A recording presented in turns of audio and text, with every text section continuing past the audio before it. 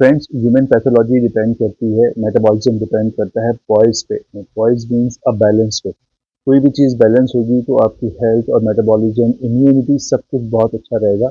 अगर ये balance out हुआ तो सब चीज़ इफेक्ट कर जाएगी और वो बहुत ही ज़्यादा नुकसान करती है ह्यूमन पैथोलॉजी को, ह्यूमन बॉडी को।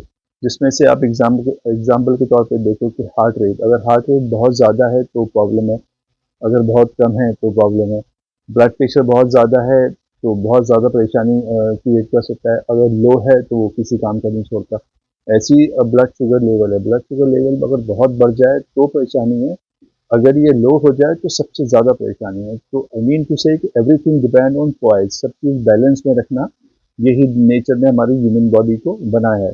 इसमें आज मैं बात कर रहा हूँ सबसे पहले हाइपोग्लाइसीमिया, ब्लड शुगर का लो हो जाना। याद रखिए, जिसको डायबिटीज़ अगर डायग्नोज हो गई है, किसी को भी डायबिटीज़, तो ऑब्वियसली डायबिटीज़ डायबिटीज़ शुगर है जो अप एंड डाउन होती रहती है। तो अगर आपकी शुगर हाई रहती है तो इतनी प्रॉब्लम नहीं है तो प्रॉब्लम, लेकिन अगर लो होती है तो वो बहुत ज़्यादा डेंजर है। वो क्या डेंजर है, इसकी वर्स कंडीशन हो जाती है।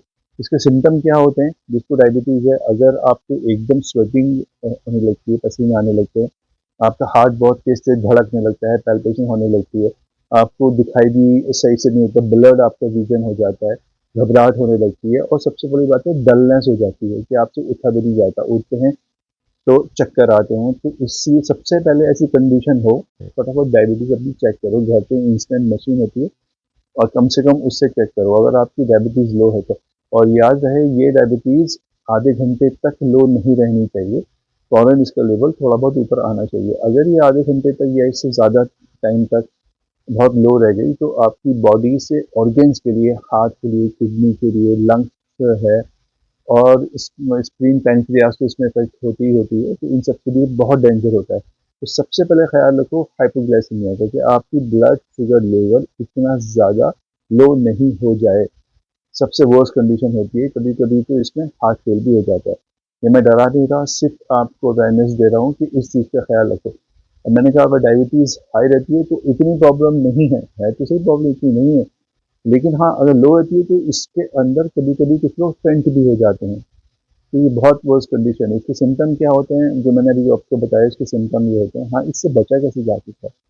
सबसे पहले तो अपना डायबिटीज़ का लेवल चेक करो, ब्लड प्रेशर चेक करने की कोशिश करो, ठीक है? और फ़ौरन कोई लिक्विड, कोई मीठा लिक्विड, चाहे नारियल पानी हो, ऑरेंज जूस हो, किसी भी टाइप का कोई कॉन्सन्ट्रेशन हो, ओआरएस हो, कुछ भी हो, और नॉर्मल पानी हो, ये आप पियो सबसे पहले। खाने को चाहे बाद में खाना, कोई भी मीठा बाद में खाना, लेकिन सबसे पहले कुछ पियो, क्योंकि लिक्विड और फ्लूइड होता है, सबसे पहले हमारे ब्लड के अंदर मिक्स होता है, हमारी बॉडी में मिक्स होता है, और लेवल को, शुगर लेवल को थोड़ा संभालता है।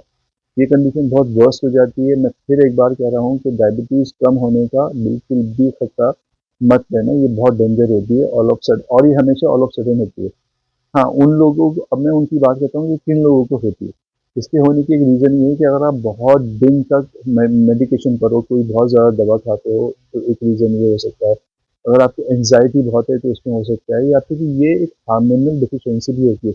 कभी कभी हार्मोनल बैलेंस बहुत अप एंड डाउन हो जाता है, तो किसी हार्मोन की कमी से ये डायबिटीज़ हो जाती है। और हाँ, उन लोगों को भी होती है जो लोग खाने के शौकीन नहीं हैं, जो खाने से भागते हैं, जो फूड इंटेक सही नहीं लेते, पानी नहीं पीते, उनको भी डायबिटीज़ लो होने के चांसेस बहुत रहते हैं। एक तो इन सब चीज़ों का ख्याल रखो, खाने का, अगर आपको डायबिटीज़ डायग्नोज़ है, तो आपको हर 1 या डेढ़ घंटे बाद कुछ ना कुछ खाना, थोड़ा बहुत या पीना है, अगर आपको अपनी सेहत का ख्याल रखना है तो।